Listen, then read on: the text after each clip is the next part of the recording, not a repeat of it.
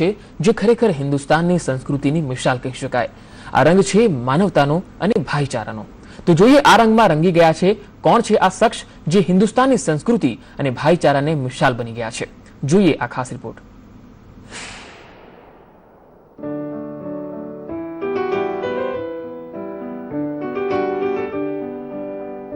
ઉજ્જૈન સિંહસ્થ હિન્દુ સનાતન સંસ્કૃતિનો સૌથી મોટો સંગમ છે।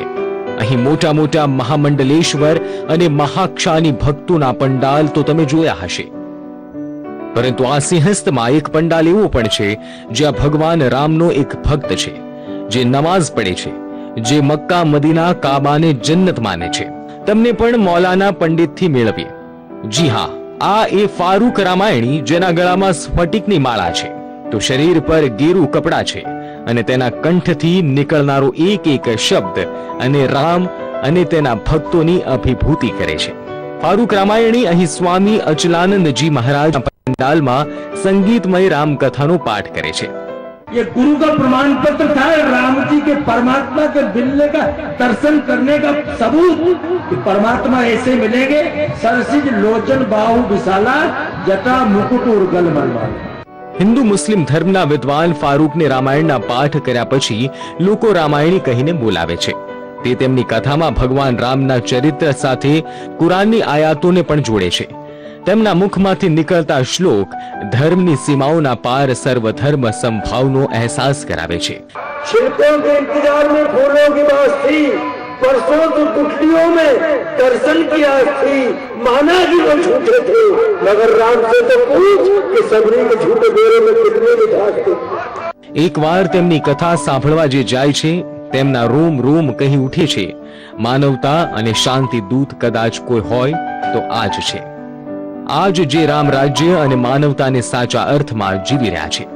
बहुत ही सटीक और बहुत ही अच्छे तरीके से उन्होंने सारी चौपाइयाँ बोली और बिना किताब के मुखाग्र वो जो है राम कथा कर रहे हैं। उनको देख के ऐसा लगता है कि वो एक मुसलमान नहीं है, एक हिंदू परिवार से संबंधित है। बहुत ही दिल से और भक्ति और भावना के साथ उन्होंने एक एक चौपाई कही है, उसका अर्थ बड़े अच्छे तरीके से समझाया है। હવે આ પણ જાણી લેજો કે 5 ટાઈમ નમાઝી પાક્કા મુસલમાન ફારૂક રામ રાજ્યના સાચા સારથી કેવી રીતે બની ગયા। આમ તો ફારૂક રામાયણીને તેમના સ્કૂલના દિવસોથી જ હિન્દુ ધર્મને જાણવાની સમજવાની લલક હતી।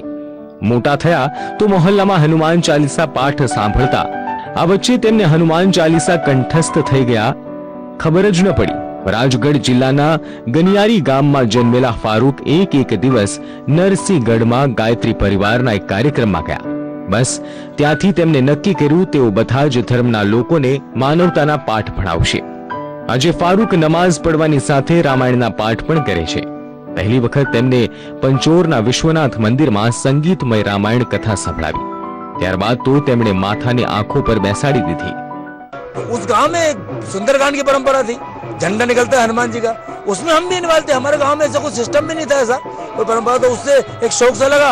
स्कूल में भी सुंदरकांड का काम, सुंदरकांड करते रामलीला में काम करा, और रामलीला करने के बाद भी आचार्य श्री राम शर्मा का जब नर्सरी में कार्यक्रम था, उस कार्यक्रम को देख के मैंने एक मित्र से कहा, यार मैं ऐसा आदमी बनना चाहता हूँ। अरे कहने के तुम मुसलमान कैसे बन सकता है? 4 महीने की करत करत अभ्यास के जड़मती हो सुजान और असरी आवत जाते सिल पर पड़ा निशान, कोशिश में कर रहा हूँ। और मेरा उद्देश्य सिर्फ ये, सेनाचार्य जी महाराज के आश्रम में आने मुझे बहुत बड़े प्रेम 2 साल से चल रही, बड़े प्रेम सम्मान से बुलाया, बहुत सेवा की इन्होंने। और महाराज जी का उद्देश्य भी बहुत अच्छा है, वो हरित क्रांति के लिए उपदेश कर रहे हैं, लोगों को धर्म से अलग हटाकर लोगों को मिलाना चाहते हैं। और सिंहस्थ में आने का मेरा उद्देश्य भी यही है, कम से कम आज जो मन की विमनस्यता है वो मिट जाए तो हमारा देश उन्नति की ओर अग्रसर हो ना। हम आपस में झगड़ते रहेंगे तो देश का भला होगा कब? એવું નથી કે ફારૂક રામાયણી માત્ર રામાયણ જ વાંચે છે, તે આજે પણ મુસ્લિમ સમાજને કુરાનની શિક્ષા આપવામાં પાછળ નથી। તેમની સર્વધર્મની ભાવનાનો દરેક આદર કરે છે, તે હિન્દુ હોય કે મુસલમાન। લોકો તો ત્યાં સુધી કહે છે કે ભારતમાં કદાચ કોઈ શાંતિદૂત पैदा થઈ જાય તો ધર્મના નામ પર ઝઘડા અને કતલેઆમ હંમેશા હંમેશા માટે બંધ થઈ જશે। मुस्लिम परिवार से हूँ, 5 वक्त का नमाजी हूँ। मैं अपने बाप को बाप कहता हूँ तो पड़ोसी को सम्मान से काका जी कहता हूँ। अपना मजहब तो मानते ही हूँ, लेकिन सनातन धर्म से मुझे बहुत प्यार है। और राम कथा तकरीबन 5000 राम कथा में पूरे हिंदुस्तान में कर चुका हूँ।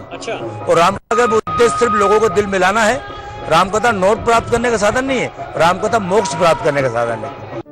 આજે ધર્મ અને સમાજના નામ પર લોકો મારપીટ કરવા તૈયાર રહે છે, એકબીજાના ધર્મોની આલોચના કરવામાં પાછા નથી પડતા. એવા માહોલમાં ફારૂક રામાયણી શાંતિ, અમન અને ભાઈચારાનો પાઠ વાંચીને માનવતાનો સૌથી પુણ્ય કામ કરી રહ્યા છે. તેઓ સુફિયાણી અંદાજમાં કહે છે, આપણે શું બનવા આવ્યા હતા અને શું બની ગયા. ક્યાંક મંદિર, ક્યાંક મસ્જિદ, ક્યાંક ગિરજાધર બની બેઠા છે. આપણા કરતા તો પક્ષીઓની જાત સારી છે, જે ક્યારેક મંદિર પર તો ક્યારેક મસ્જિદ પર જઈને બેસે છે. બ્યુરો રિપોર્ટ, સંદેશ ન્યૂઝ.